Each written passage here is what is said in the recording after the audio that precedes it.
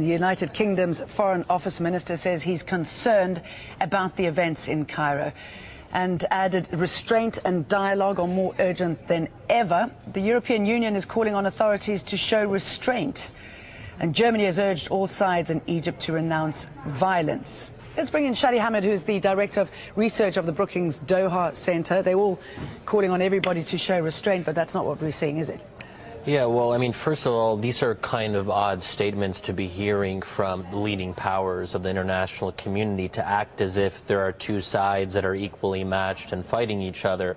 No, what we're seeing here is a deadly crackdown, and the military and the police forces in Egypt using very aggressive force. And contrary to what some in the Egyptian government say, there may have been isolated cases of some protesters having arms, but these were not armed sit-ins. They were, for the most part, peaceful and civil and so on. Why the need, excuse me jumping in here, for this excessive force? Well, there was no other way to disperse the sit-ins. So if that was in fact... Because there was going to be a phased way of evacuating them, wasn't there? There was discussion that that was the way to go.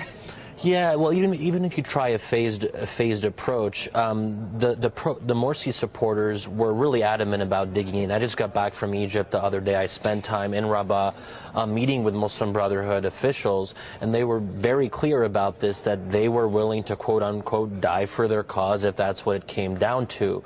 So you can't, there was no way to physically remove them without using force. So I think that this was an inevitable consequence of a chain of events that came earlier. And again, if the military was making that their goal, and they were very clear about that, we didn't know when, but at some point they said this had to be cleared, so violence was inescapable, unfortunately. So that's where we're at right now. And right now what we're seeing is the disappearance of even the slightest hope of national reconciliation. And as I've been saying, I mean, no one is going to sit down on a table and negotiate under fire. The Brotherhood isn't going to have any faith in the political process when they're being gunned down in at least the dozens, and it seems like the death count is rising. So I'm really worried that this is the end of the beginning of this new phase in Egyptian history, if you will. You talk about the political process. I mean, what political process?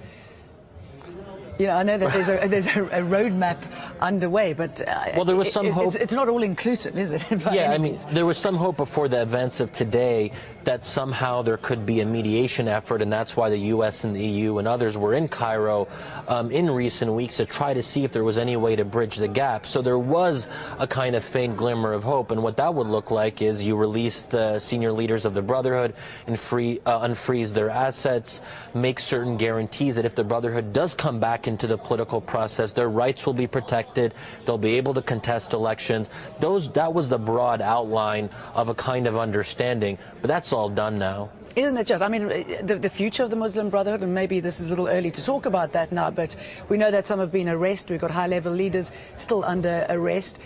There's very little chance that they're going to be brought into any process, it seems. Exactly, and I think the Army and the Ministry of Interior have made a very conscious decision to try to dismantle the organization.